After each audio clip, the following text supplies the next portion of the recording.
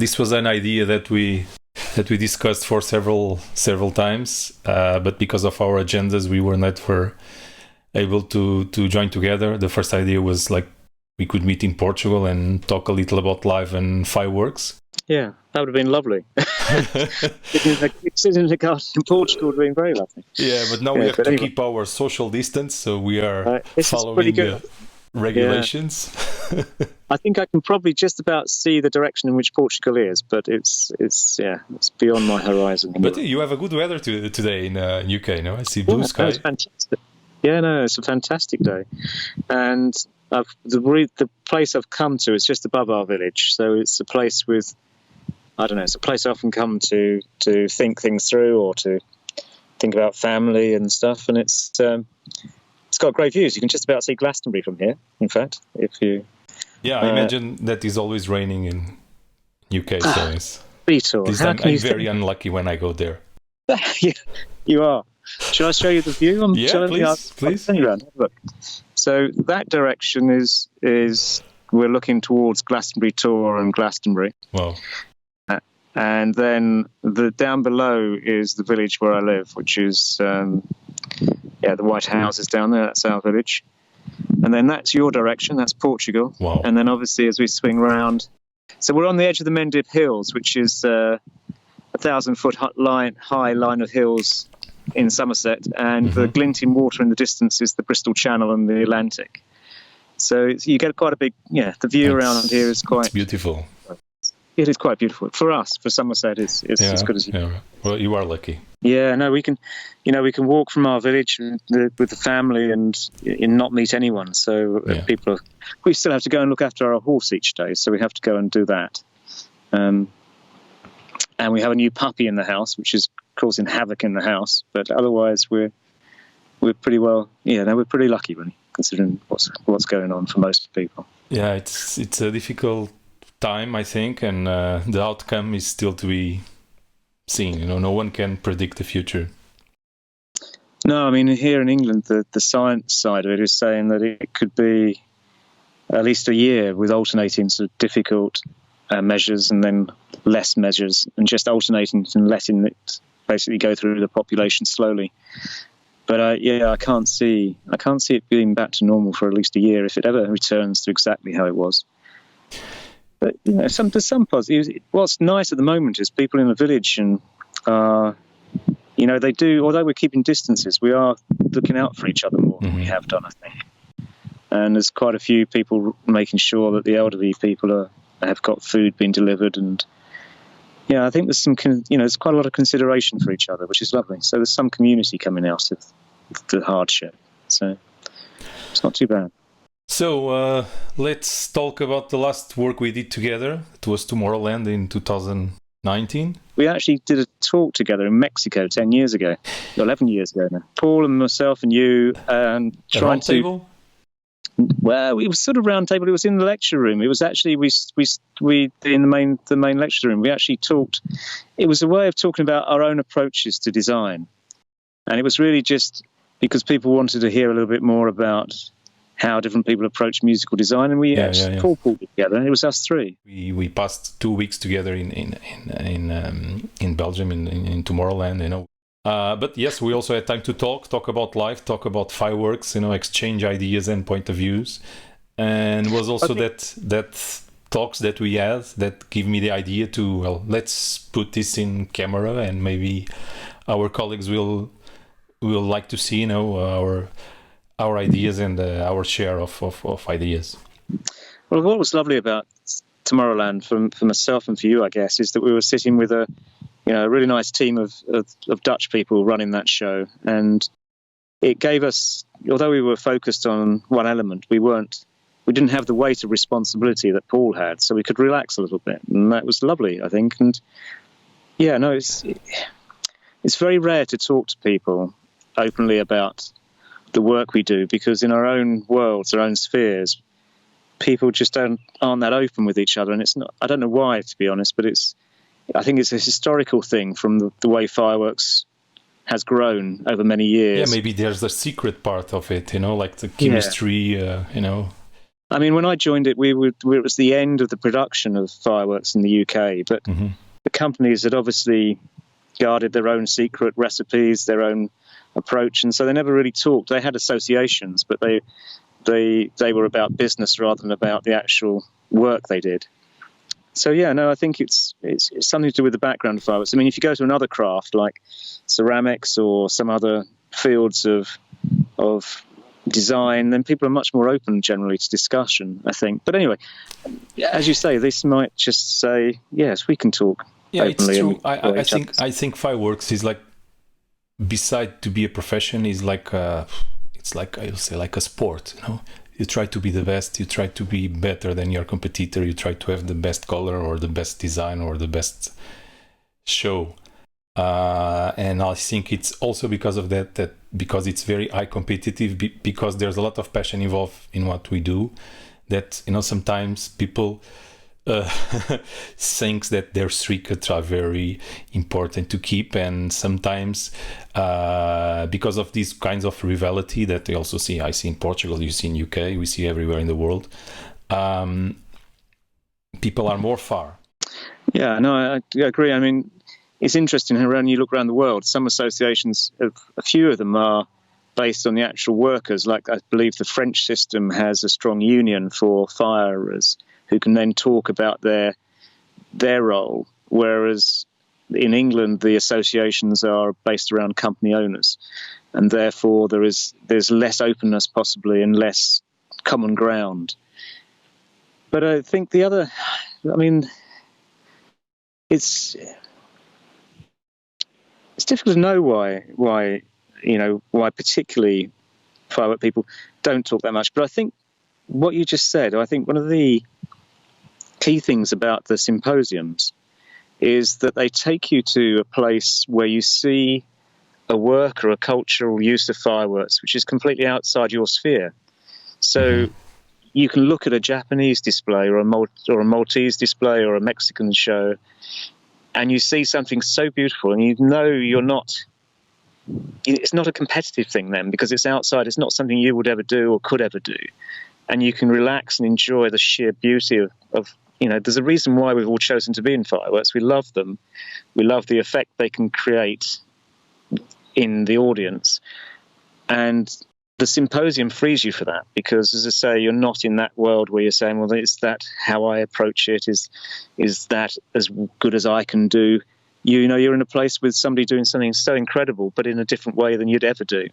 So I think the symposium opens up the whole world of fireworkers to be able to talk more easily when they see something outside of their own culture. From some talks we had before, you have a strong opinion between what is fireworks, if it's like art or if it's a craft. Well, I suppose I'd put it simply. I was thinking about this the other day. I mean, it's a bit like saying, is paint art or craft? Paint is a medium, fireworks is a medium, and I think it's totally what you do with it. There's another question there, isn't there? I came from a world when I was a ceramicist for a while, a potter, and I went through art school, and of course there's a question of value, and that's probably the wrong thing for a start. Do you value something which we would call fine art more than a craft like pottery? But it's a bit like, if you ask Jason Perry, is pottery craft or art? And he would not say pottery isn't. What I do with it is art, or what you do with it is craft, or whatever. So it's not the medium, it's what you do with it. And that's down to you as a designer, as a user, to decide what you want to tackle in your work. The more you put into it, in whichever direction you choose, the more value it will have. But that might be creating the most beautiful thing. It might be challenging ideas with it. And I also think, we've got to think of our particular field of fireworks being a continuum with fire in general. So, because this is a big question, isn't it, at the moment? Should we have fireworks in this century as we go forward? And I think it's important to not separate them from the role of fire in events and ceremonies goes back 300,000 years. I mean, man's been using fire for 300,000 years. So I think we need to think of it as a medium that you can do almost anything with. You can simply be a great choreographer. You can be someone who makes a beautiful single effect. You can be someone who uses fireworks, as I say, to focus your mind on other ideas. So I don't think it's a simple question. I don't think it's a simple answer, rather. I don't think there's a simple answer to whether it's art or craft or entertainment. I think it can be all of those. It's just how the individual person uses them. Yeah, I think so. I think you are right. I think, our tool is fireworks, the tool that we have to create arts, magic, whatever, show, entertainment. It's fireworks. And it's interesting that you talk about, if there's space for fireworks on this century, yes. I think we are really in a challenging moment for all the industry. And I would like that, my art that is fireworks will continue. We know that we have to adapt, and fireworks always have adapted to along the years. I think fireworks, I will see it in Portugal, with new regulations. We adapt very, very fast. We will need to adapt in terms of noise production, in terms also of environment, maybe reducing the quantity of fireworks that is used, reducing the consumer fireworks to preserve the professional fireworks. That is my opinion. But really, I never imagined this. What do you think about this, Mike? Well, I think there's a lack of knowledge in the debate, really, and I know people are trying to address that. I mean, there are obviously some clear links with large fire and firework events, such as Diwali in India, that have been linked with high levels of particulate pollution, and there's some work on that. But I think there needs to be another approach, really. I think we need to find a joint approach across our industry from every country, and perhaps look at exactly what is coming off some of the core chemicals that we use in combustion, and then look at some science on the dispersion of those products of combustion. So we actually start to quantify what we're producing, because at the moment we are a very visual and obvious target. And I say target not maliciously, because people are genuinely concerned, and they have a right to question it. I think all we can do is, as I say, start to try and find out what sort of footprint we have in terms of pollution and health impact. And then equally, I think we need to champion good design, the good design that takes us to the best entertainment with the least product being used.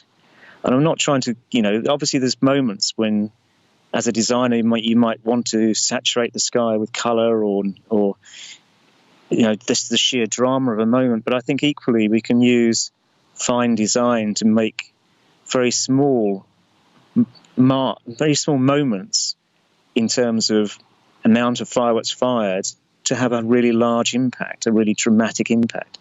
So I think it's the time to say we're going to address it by not just always wanting to fire ever more products. And there is a pressure from both clients and within the industry as well that we always want to fire more and bigger. And perhaps we just need to focus a little bit more and say, how can we entertain well with less? Yeah, less is more. It's a very commonly used phrase, but in other fields of design, it's questioned less, because I think it's very clear that, careful use of things in any field of design can have a better visual impact than using too many different motifs or whatever. I think it means a lot to us, that phrase. I think we should really think about it. I always remember there was an old American designer who won Montreal, and he was proud of winning it. He did, I can't remember his name, unfortunately, but he did a show based on a single piece of music, which was, and he said he won it with less pyro than anybody else that year, and he was proud of that, and he should have been, because that is a key thing, to be able to to make the best out of that, such a valuable product. I mean, that in many ways, when I entered the business, I'm sure you remember this, Vitor, as well. You know, the number of shells being fired in shows was far less, and we valued the labour and the time put in, and you know, it's very clear to you as a European manufacturer the amount of effort that so many of us as designers in Europe buying product from China, and the value of that work and the craftsmanship is lost sometimes because it's made remotely, and we're forced to buy cheaper and cheaper product to put us enough into our shows to win the contracts.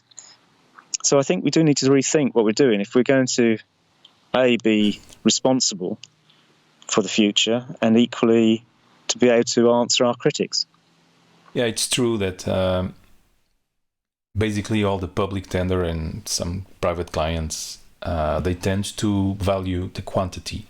But we all know that really that is not what makes a special show. You know, it's like you say, like the example you give from that American designer that was proud to do a show with less quantity. I think for me, what I value when I see a show is really that is seeing a show that have just the right quantity to create the emotions that we want to create. That is the magic, I think that is the magic in our work, because displaying a large quantity of fireworks anyone can do, but managing and using the right fireworks, the right quantity, I think it's what makes in me a good designer. The rookie mistake when you do in the beginning is you want to put more products. You are never sure because of the pressure of the client if you have enough product on the show. But with time, you start to understand that really what is important is managing the resources. Because when we are doing a light show, we can turn on the lights or the laser show infinite times. But in a fireworks show, we just can turn on the light one time. That light it's just turned on one time. So I think it's really important to pass this message to the new designers and the future designers that it's really important to manage the quantity, to manage the resources. I think the one advantage that people will have moving forward is now that almost everyone is using visual design tools. You start to see much better how long things are actually lasting. I mean, so often... I'm not talking about obviously duration of cakes or multi-shot units. I'm talking about how long an effect lasts in the sky and how you don't have to keep the rate up all the time. It's an interesting question, isn't it? What do we actually bring to it as individuals, and when we design? I mean, we're choreographers, generally, and what you were saying as well is many people would question that assertion that we're dealing with a wide range of emotions, and I think we are. I mean, so many people think that fireworks are all about energy and fervor and excitement and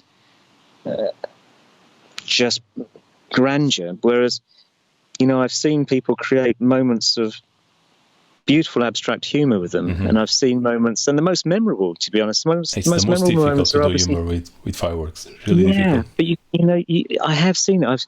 I mean, I'm sure I described to you before someone, a Spanish designer, just creating this incredible, intense silver whistle sequence in the riverbed in Valencia, really sharp and harsh, and suddenly it all stopped. And a single siren whistle on a parachute came down very slowly, winding its way down. And everyone laughed, and it was just getting to the heart of abstract humour and understanding it. There was no context there. People just knew that it's that whole relief mechanism that humour's about, that release of tension. And so people can play these bigger emotions, these other variety of emotions with fireworks. And obviously, when we're using music, we can key into the emotions of the music and reinforce those with, like any choreographer does. So I think, it is looking for a wider range of emotional use, almost, of it, that creates the most memorable entertainment. I mean, I remember moments. I'd ask you the same, Vitor. Having seen so many shows in our lives, what moments do you bring back? Not only, I mean, not talking about our own displays. I'm talking about shows that you've seen. What visually come back to you strongly? I mean, there's some obvious ones like the figurative things. The big pictures, the waterfall over a valley, things which sit in our memories well because they're figurative. But then there's other moments which are just, and they're sometimes the most delicate use of fireworks. It's true, because it's really difficult to explain. It's something very emotive. The fireworks, what fireworks create on us, what create on public. I start fireworks because of that. Since 4 or 5 years old, I have memories of fireworks shows, of seeing people together, seeing thousands of people waiting to see a show. This kind of thing also create, some kind of magic around it, how it's done, it's that part. And I really have memories from traditional fireworks that now almost don't exist. That is really a pity, because they were really magic. They were like a Japanese show, but rocket by rocket, like each piece of fireworks is an art, like we see in Japan, and that we stopped to see all along the time. Now we see like a quantity of shells that they are not specially individually, they are standard. And it's really like, we'll say, some special moments, like a Japanese show is something really, really magic, something that you see and you think, oh, I don't know how to do this. This is really magic.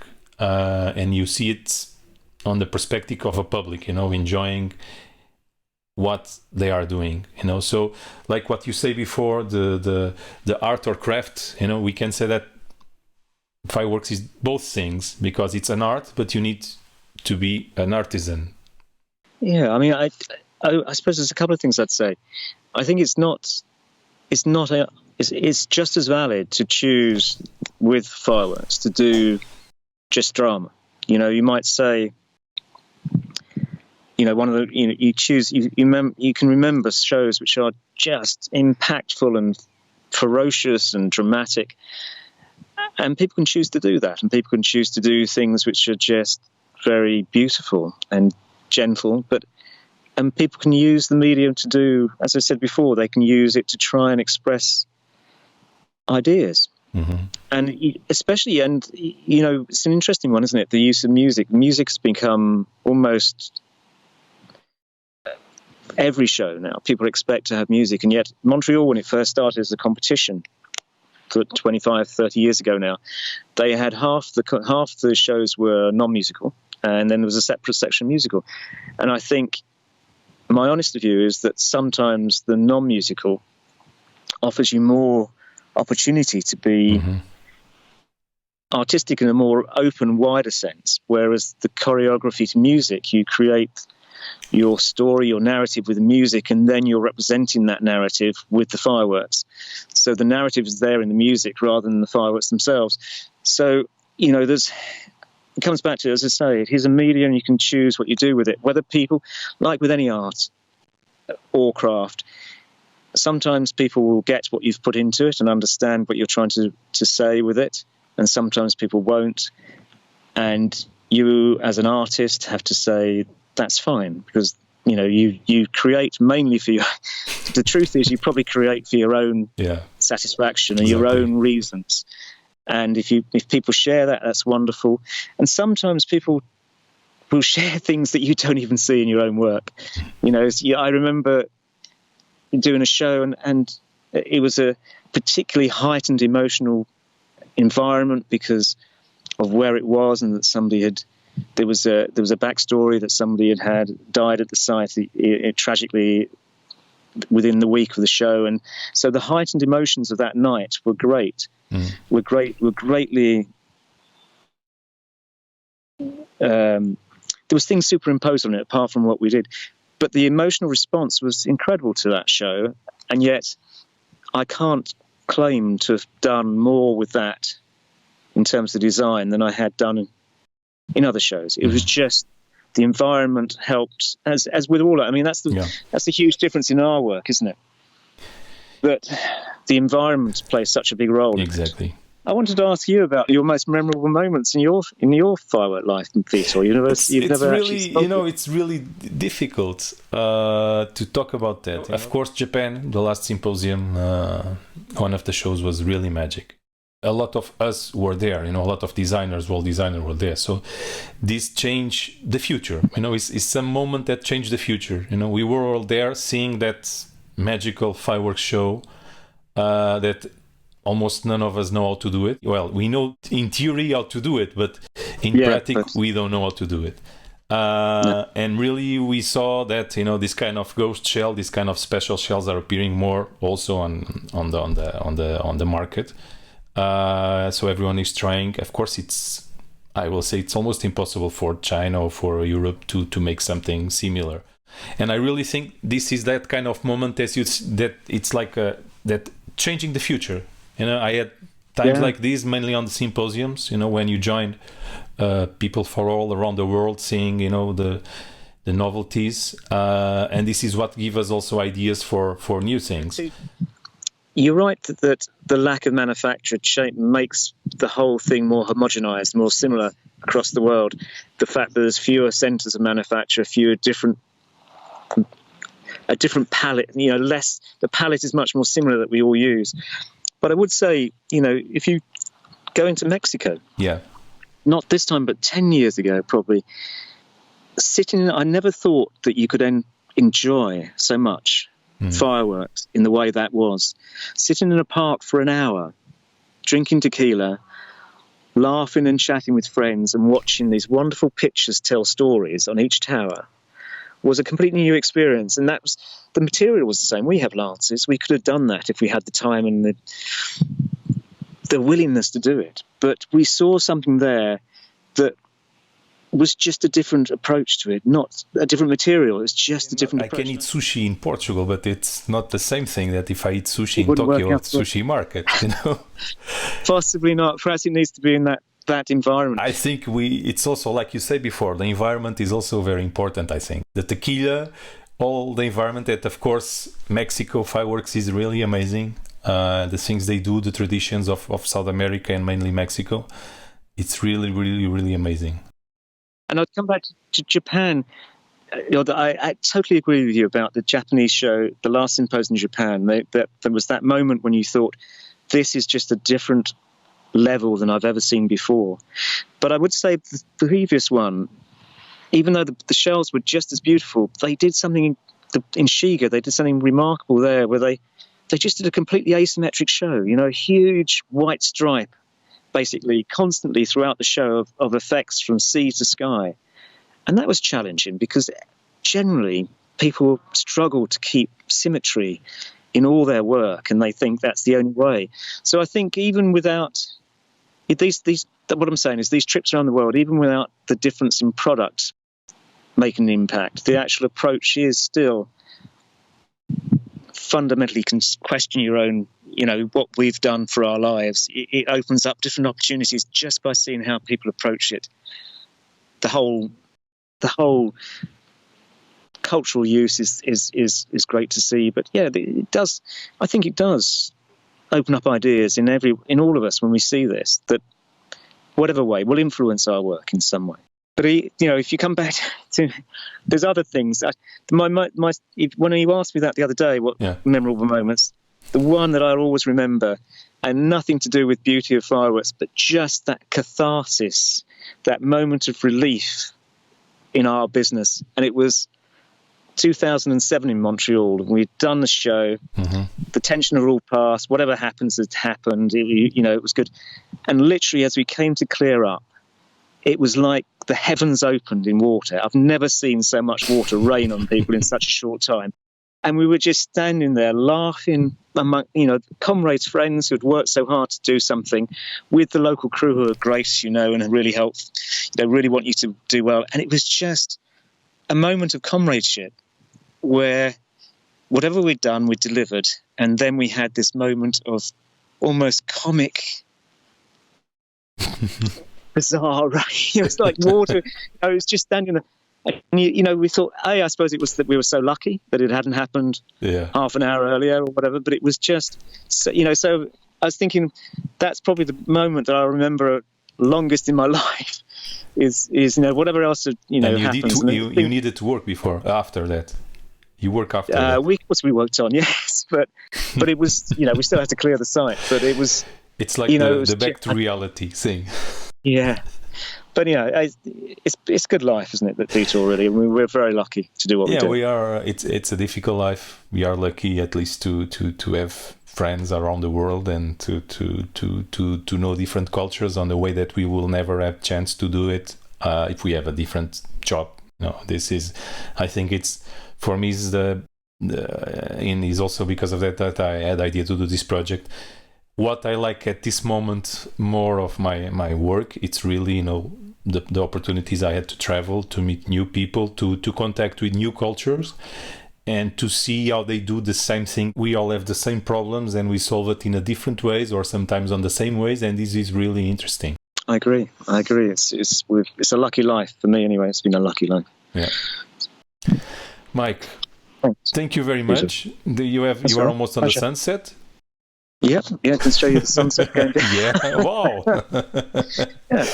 It's almost there. Was really great. I hope people that will see our videos will like it. I think we need to repeat. Yeah. And we will do when all of this coronavirus finish. We have to think in something to be together and continue to talk about life and fireworks. I mean, it's odd, just between you and me. My world's going more and more into fire ceremonies these days. Yeah, and I know. I got involved with in Ireland in the European City of Culture, which is sadly plagued with problems this year. But the community's feeling of having a fire ceremony was incredible in small towns. That people came together, and it made me think again about the whole importance of fire. And that's why I say, if we want to defend our industry, we need to say, this is about fire, not just fireworks. Fire in ceremony, fire in event, because it has a history. And you've got to, if you really want to be reductive about it, life created fire. There was no thing such as fire before organic life. It couldn't exist. There was no fuel. There was no oxygen for its burning.